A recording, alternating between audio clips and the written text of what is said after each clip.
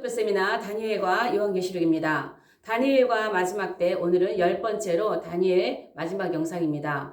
영상을 처음 들어오신 분들은 채널 안에 들어가시면 다니엘과 요한계시록에 관한 마지막 때 강의 영상들이 많이 올려져 있습니다. 더 많은 영상들을 통해서 여러분들이 마지막 때 사모하는 말씀들이 여러분들에게 도움이 되셨으면 좋겠습니다. 오늘은 다니엘을 마무리하면서 다니엘의 환상과 마지막 때 전쟁에 대해서 제가 오늘 전쟁을 좀 더 구체적으로 살펴볼 건 아닙니다. 전쟁은 다음 영상에서 살펴볼 것이고요. 다니엘 지금까지 공부한 걸 이렇게 좀 정리를 하면서 이제 이 다니엘서가 마지막 때 우리 앞에 남아있는 전쟁과 굉장히 관련이 깊기 때문에 7장, 8장을 우리가 정말 정확하게 보는 게 굉장히 중요해요. 그래서 우리 앞에 남아있는 마지막 때 전쟁도 다니엘 7장과 8장의 예언의 근거에서 일어나는 것으로 보기 때문에 다시 한번 더 정리할 필요가 있습니다.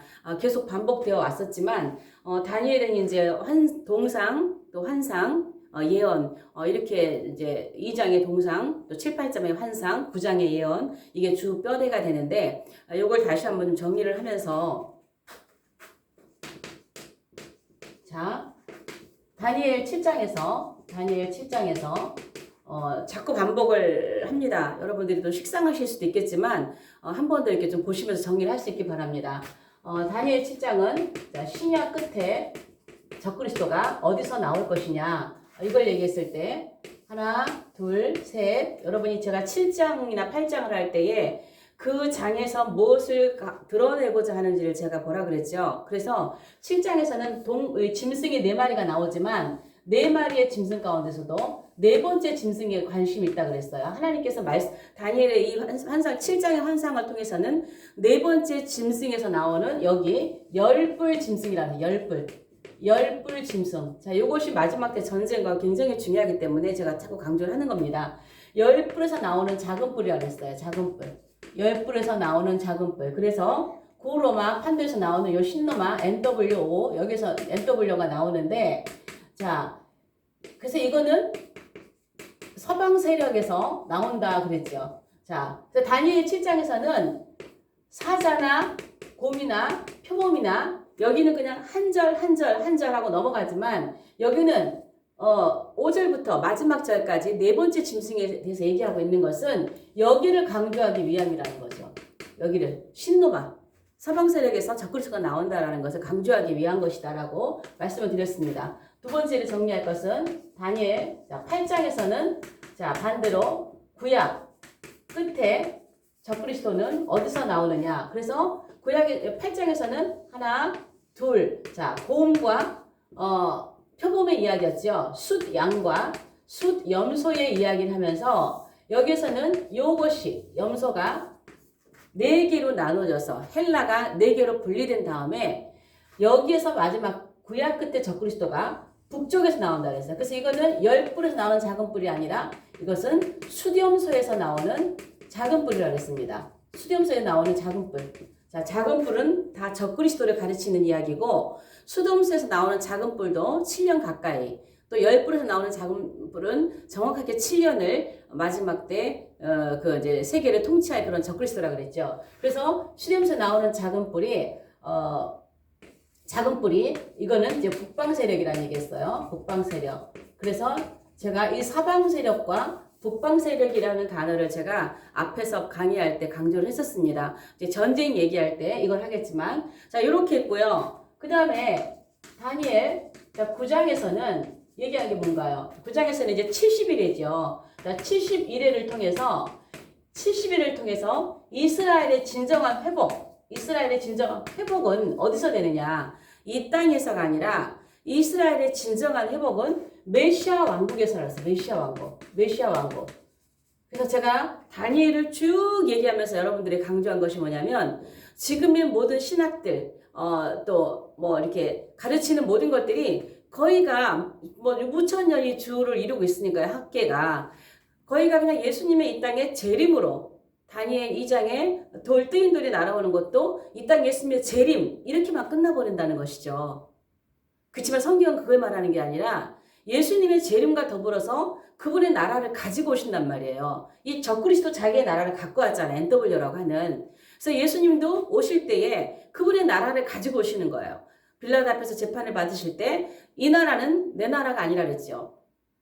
그리스도의 나라가 있는 거예요. 그래서 예수님이 오셔서 그리스도의 나라를 세우실 건데 그 그리스도의 나라가 유대인들에게 메시아 왕국이라 불리고 이방인들은 우리에게는 천년왕국이라고 불리는 그 나라가 그 나라는 거예요. 그래서 이 나라가 우리에게 오게 될 겁니다. 그럼 이스라엘의 진정한 회복은 뭐냐? 이 땅에서가 아니라 메시아의 나라에서라는 거예요. 그래서 메시아의 나라가 이르러야 다니엘 9장 24절의 예언과 같이 허물이 그쳐요.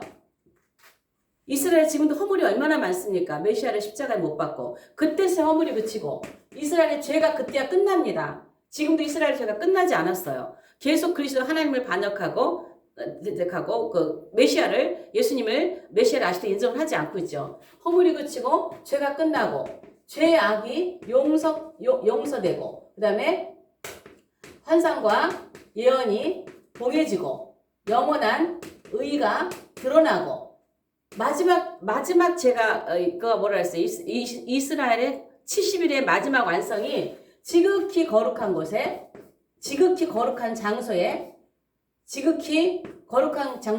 기름이 부어지는 이것을 성전 회복이라고 했습니다. 성전 회복.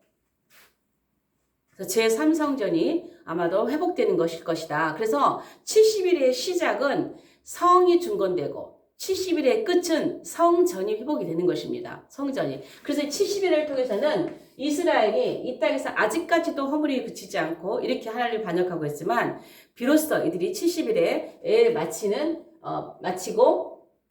마치고 메시아 왕국에 가서야 이스라엘의 진정한 회복이 있을 것이다라고 예언한 것이 다니엘 9장이라고 했습니다. 그리고 다니엘 10장을 통해서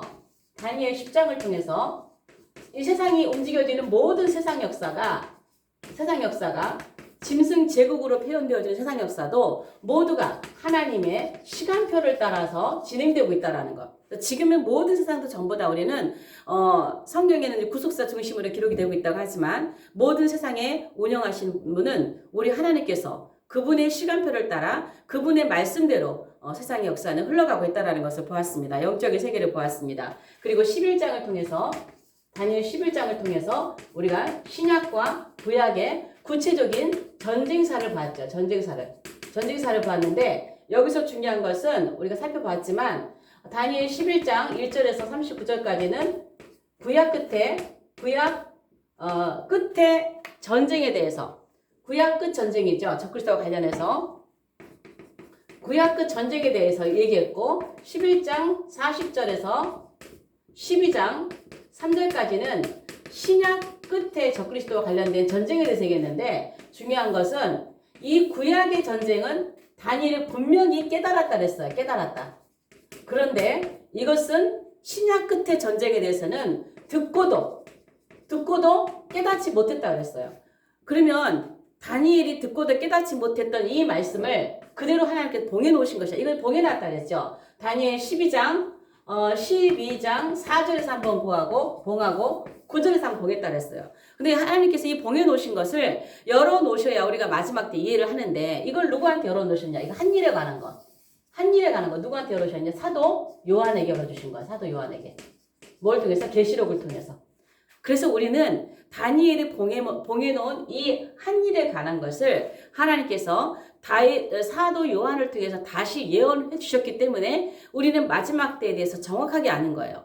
다니엘은 이걸 깨닫지 못하고 갔어요. 듣고도 깨닫지 못한지라. 모르니까 뭐라 하셨어요? 그냥 너는 이제 평안히 쉬다가 끝나는 내 업을 누리게 될 것이다. 끝나는 내가 내 땅에 서게 될 것이다. 그렇게 하고 하나님께서 마무리를 하셨죠. 그러나 다니엘은 깨닫지 못하고 갔지만 이 큰 전쟁에 11장을 통해서 큰 전쟁에 대해서 신약의 끝의 전쟁은 사도 요한에게 우리에게 풀으셨기 때문에 오늘날 우리는 요한계시록을 보면서 다니엘의 근거에서 마지막 때를 이해할 수가 있게 되는 것입니다. 그래서 반드시 여러분 다니엘서를 제외하고 요한계시록만 단독적으로 푸는 것은요. 영예로 빠지는 경우가 굉장히 많습니다. 영적인 해석, 또 알레고리카라고 하죠. 그렇게 해석되는 경우가 참 많습니다. 상징적인 해석으로만 흘러가기가 쉽습니다. 그래서 요한계시록은 반드시 다니엘의 기초에서 특별히 한 일에 관한 것은 다니엘의 기초에서 우리가 요한계시록을 봐야 또 제대로 이해할 수 있는 것입니다. 그래서 우리는 신약 끝의 전쟁을 이제 신약 끝의 한 일에 관한 것은 우리가 요한계시록을 통해서 우리가 자세히 볼 수 있는 거예요. 자, 그러면 이제 요게 다니엘 이제 다니엘 예언의 대충 우리가 지금까지 다니엘을 살펴왔던 것에 간단하게 정리를 해봤습니다. 그러면 이제 마지막 때 다니엘과 관련해서 마지막 때 전쟁을 좀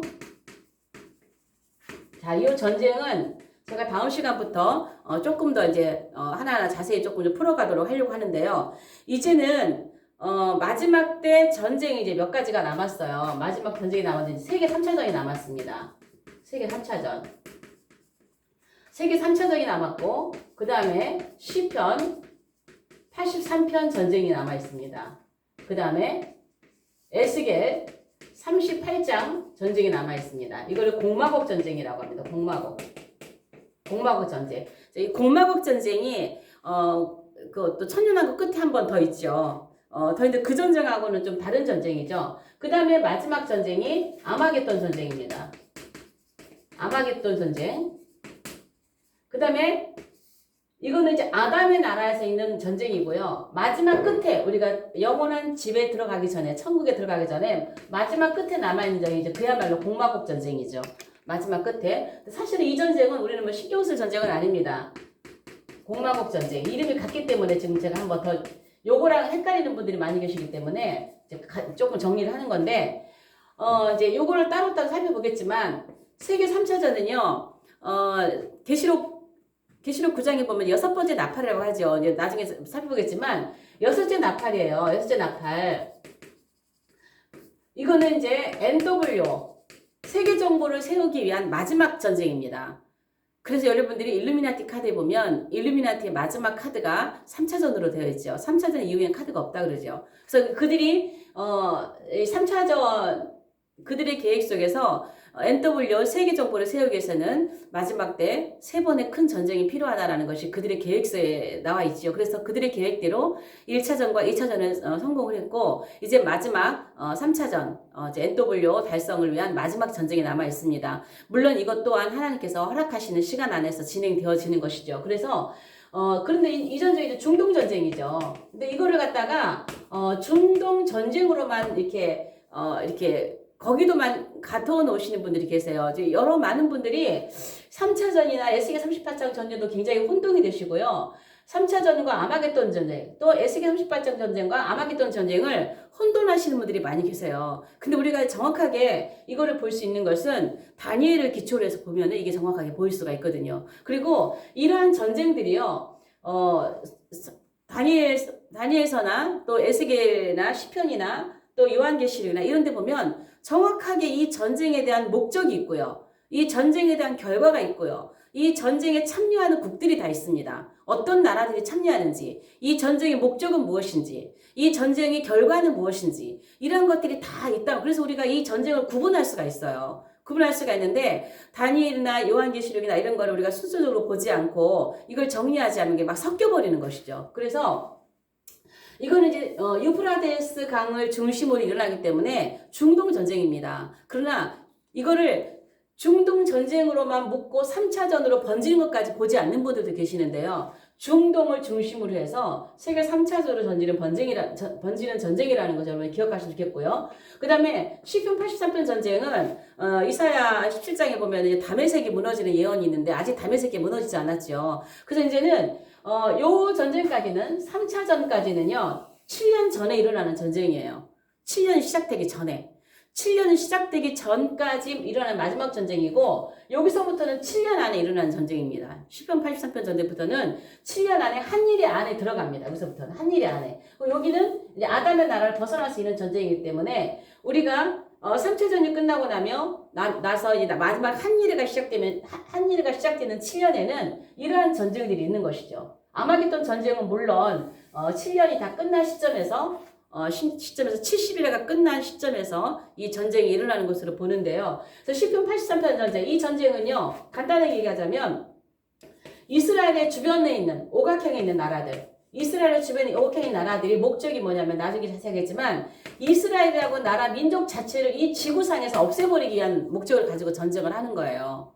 이스라엘이라고 한 나라를 지구상에서 아예 이름도 기억하지 못하게 이 나라를 아예 없애버려야겠다. 이런 목적을 가지고 이스라엘의 주변에 있는 이슬람국들. 지금 우리 대한민국은 이 공산주의가 우리 대한민국을 둘러싸고 있잖아요. 그런 것처럼 이 이스라엘은 이슬람이라고 하는 이 세력이 이스라엘을 둘러싸고 있으면서 이 나라를 이 지구상에서 없애버리려고 하는, 지금 이란은 뭐 공식적으로 얘기를 하잖아요. 우리나라가 존재하는 목적은, 이란이 존재하는 목적은 이스라엘을 이 지구상에서 없애기 위함이다. 이렇게 뭐 공공연하게 이렇게 얘기를 하고 있잖아요.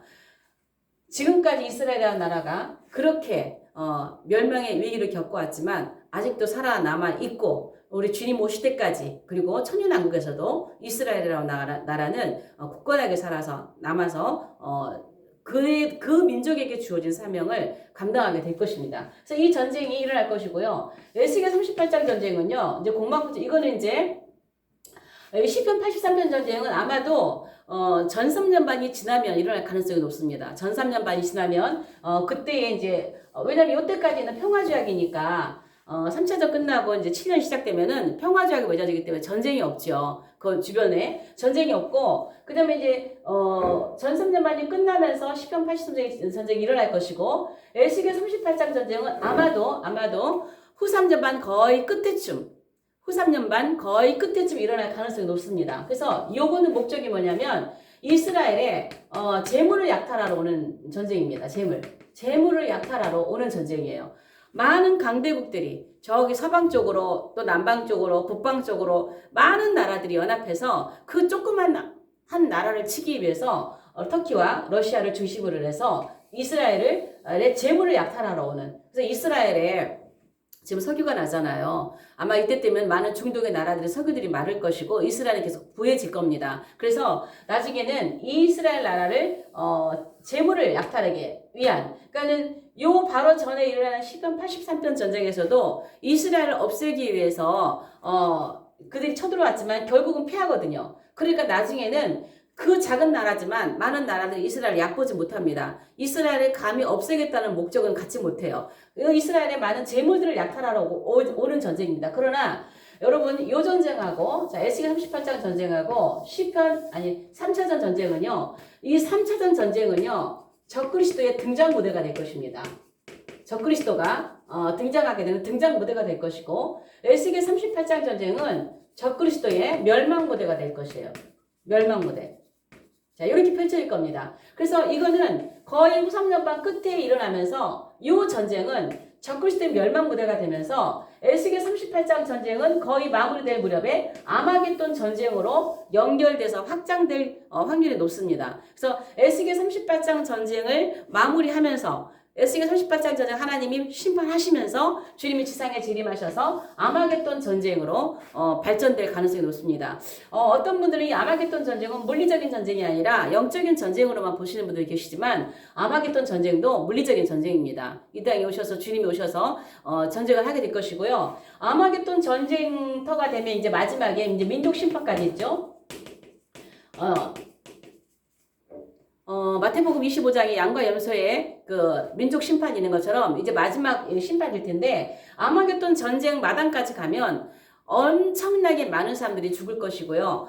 전 세계가 어마어마한 사람들이 죽어서 인류가 굉장히 적게 남는 그런 상황이 될 것입니다. 그래서 마지막 아마겟돈 전쟁으로 주님이 오셔서 이 지상에서 이제는 그 아마겟돈 전쟁으로 누가 심판받나요? 적그리스도와 거짓 선지자가 유황불에 들어가는 1차 심판이 이루어지게 됩니다. 그래서 되고 그 다음에 아마겟돈 전쟁이 끝난 다음에 천년왕국 지나서 공마국 전쟁이 끝나서야, 천년이라고 하는 기간이 이 땅에서 지나고 공마국 전쟁이 끝나면서 이때서야 적그리스도와 거짓 선지자를 뒤에 주장했던 사단, 왕초지요. 사단이 지옥 불못에 들어가면서 마지막 심판이 이루어지는 것입니다. 그래서 이 창세기에서부터 하나님의 자리를 넘보고 하나님의 보좌를 찬탈하라고 했던 이 사단의 그 하나님의 그 반역 사건은 여기에서 이제 마무리가 되는 것이죠. 여기에서 3차전을 통해서 그의 나라를 세우고 7년을 진행해 오다가 아마겟돈 전쟁에서 1차적으로 계시록 19장에서 적그리스도가 심판을 받고 그 왕초 사단은 묶여 있다가 1000년이 지난 다음에 마지막 공마곡 마지막 전쟁은 시작하자마자 하늘에서 불이 떨어짐으로 심판이 끝나게 되는 그러한 전쟁이죠. 그래서 끝나서야 그제서야 창세기에 나오는 이 옛뱀 용 사단은 마지막 하나님의 심판으로 그의 심판은 마무리가 되는 것을 볼 수가 있습니다. 그래서 이렇게 다니엘을 정리하는데요. 이제 이 전쟁들을 보면서 이 전쟁을 정리할 때 다니엘 7장과 8장이 꼭 등장을 하게 됩니다. 다니엘 7장과 8장에 근거해서 하나님께서 마지막 때 전쟁도 세팅해놨다는 것을 여러분이 보실 수 있게 될 것입니다. 그래서 다니엘 좀 긴 시간이지만 뭐 이제 마지막 때와 관련해서 살펴본 내용들입니다. 그래서 다니엘과 요한계시록은 반드시 우리가 같이 보면서 마지막 시대를 풀어나갈 수 있어야 될 것입니다. 다음 영상부터는 이제 전쟁에 대해서 조금 살펴보도록 하겠습니다. 오늘 영상은 여기까지 하겠습니다. 영상이 좋으시면 좋아요, 구독, 공유, 또 채널 소개, 이게 댓글로 응원 부탁드립니다. 다음 영상에서 뵙겠습니다.